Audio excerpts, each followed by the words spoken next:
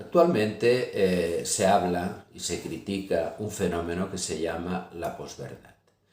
La posverdad representa que es como una especie de estado de confusión en la que no hay un criterio claro de lo que es verdad y falso y por lo tanto se puede manipular de una manera sistemática, continuada, presentando como si fuera verdad cosas que son falsas, hechos digamos que son falsos, ¿no? En este sentido, yo diría que lo que habla la teoría de la posverdad no es de una teoría que defienda a nadie, porque más bien los que producen de manera consciente para manipularnos mentiras como si fueran verdades, estos no hablan de posverdad, sino que hablan precisamente de verdad. Y si hacen daño, justamente, es porque presentan como verdad algo que no lo es. Por lo tanto, ellos no defienden la posverdad. Ellos defienden una supuesta verdad que es una fabricación manipulada. Por lo tanto, hablaríamos más de posverdad como para referirnos a este estado de confusión en el que parece que no hay un criterio claro para diferenciar lo que es verdadero y lo que es falso. Bien, entonces evidentemente estoy muy de acuerdo y apoyo que se tenga que combatir este fenómeno social de la posverdad, pero esto no lo podemos hacer en nombre de algo que me parece que ya está claramente superado, que sería un realismo ingenuo. Sería decir, bueno, los hechos son los hechos son muy claros y por lo tanto lo único que tenemos que hacer es observarlos y a partir de esta observación, a partir de esta información sobre lo que son hechos probados, pues damos como una descripción y una explicación correcta de lo que está ocurriendo. Bien, vayamos un poco por partes.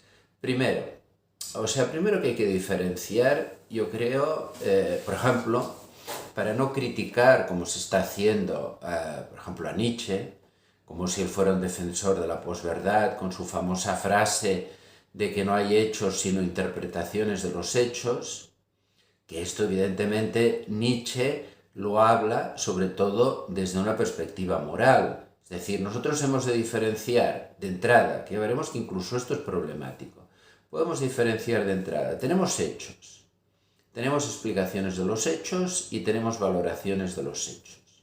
Nietzsche tiene razón cuando dice que no hay hechos morales, no hay hechos buenos y hechos malos, los hechos simplemente son cosas que pasan, cosas que hacemos, cosas que ocurren, y estos hechos los podemos valorar desde una perspectiva. Esto Nietzsche tiene razón, una perspectiva ética, una perspectiva moral, que es una perspectiva de valores, y esto solo lo podemos hacer criticando unos valores en nombre de otros valores. Por tanto, si se está hablando de una determinada valoración de los hechos, nosotros podemos presentar otra, pero no porque la nuestra sea más verdadera, por lo tanto, verdadera desde el punto de vista de los hechos, sino porque la nuestra consideramos que se basa en un sistema de valores que sería mejor que el otro. Otra cosa es la interpretación. Interpretar un hecho significa explicar por qué ha pasado. Por ejemplo, decir causas de la Revolución Francesa, causas de la Segunda Guerra Mundial, causas de la Guerra Civil Española. Esto ya es más complicado. O sea, más complicado no porque realmente las cosas no sucedan objetivamente a partir de unos determinados factores. Estos factores existen siempre hay muchos factores, pero evidentemente lo que nosotros estamos haciendo cuando explicamos es plantear una propuesta de relación entre cosas que están pasando.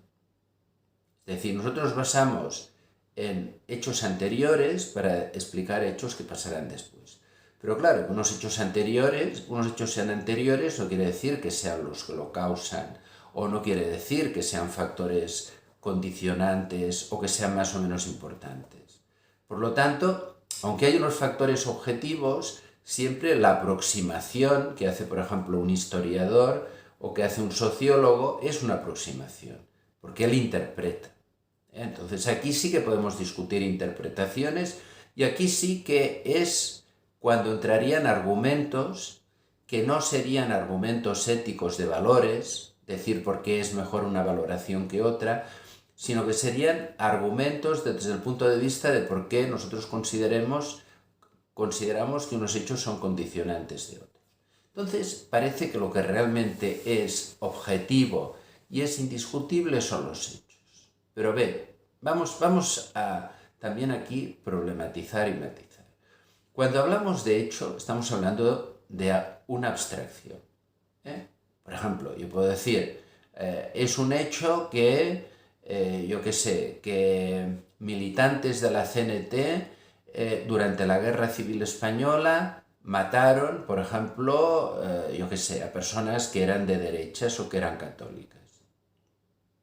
¿Qué quiere decir que es un hecho? Quiere decir que pasó, se dio el caso de que algunos militantes de la CNT mataron a curas o a personas de derechas. Ahora bien, cuando este hecho es abstraído, como acabo de hacer, salimos del contexto. Salimos del contexto, que quiere decir que, por ejemplo, qué porcentaje de militantes de la CNT lo hicieron, o por ejemplo, estas personas que eran de derechas o eran católicas, aparte de hacerlo, tenían, digamos, otros elementos en su contra, o cuál es el contexto en el que esto se da.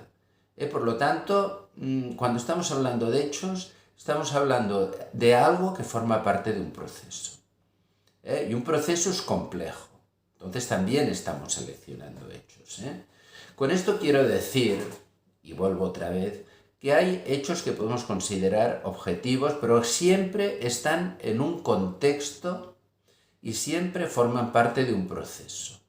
Por lo tanto, los hechos abstractos sí que podemos decir que pasan o no pasan, que alguien podría decir, es que no se dio el caso de que ningún militar... Bueno, pues esto es lo que tenemos que comprobar.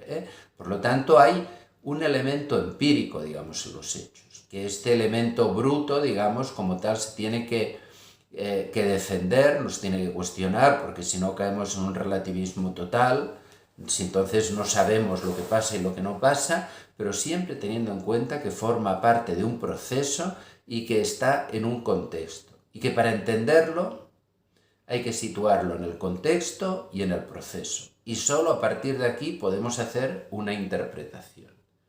Una interpretación que evidentemente será discutible, argumentada, pero que debería ser, por supuesto, lo más objetiva posible y lo más imparcial posible. Y luego, cuando hablamos de valoraciones, aquí sí que hay un contraste entre diferentes perspectivas éticas que simplemente lo que se puede hacer es argumentar, y siempre esta argumentación también se sostendrá en otros valores, porque si decimos que es mejor o que es malo el nazismo porque quiere eliminar, digamos, a una parte de la humanidad, también al final igual llegaríamos a un dogma. El dogma es que yo defiendo que se tiene que hacer algo que sea bueno para el conjunto de la humanidad. Pero esto no deja de ser un dogma, o sea, por lo tanto, todos los sistemas de valores finalmente responden a unos principios que asumimos de manera dogmática y que al final cada cual sabrá si es mejor o es peor. Y evidentemente no consideramos que esto sea una cosa subjetiva, sino intersubjetiva. Los humanos dialogamos sobre esto y tenemos que llegar, digamos, a conclusiones. Pero, vamos a ver, los enunciados, cuando afirmamos, cuando organizamos todos nuestros enunciados de las cosas que decimos en un discurso, también lo hacemos siempre desde una estructura lingüística, siempre está el mediador lingüístico. Es decir, nosotros no podemos considerar que el conocimiento humano o la verdad sea un reflejo, un espejo. Esto ya Richard Rorty lo criticó hace bastantes décadas. No hay nunca un espejo de la naturaleza. Incluso la ciencia trabaja con determinados modelos. Modelos que se verifican y que luego la práctica comprueba al aplicarlos a unas técnicas que funcionan, pero esto es un criterio pragmático, es decir, diríamos, esto funciona y por lo tanto la base teórica en la que se basa es verdad, que esto también es complejo.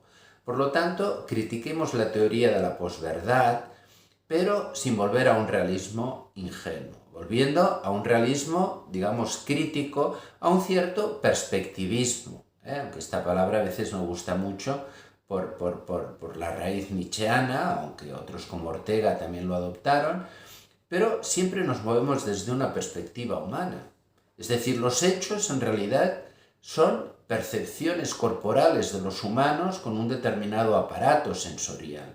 Es decir, siempre tenemos una perspectiva humana. Y dentro de la perspectiva humana también tenemos unos condicionamientos culturales y dentro de los condicionamientos culturales unos condicionamientos individuales. Por lo tanto, crítica a la teoría de la posverdad, defensa de alguna manera de la verdad, pero una verdad con minúsculas, una verdad que se hable a la pluralidad,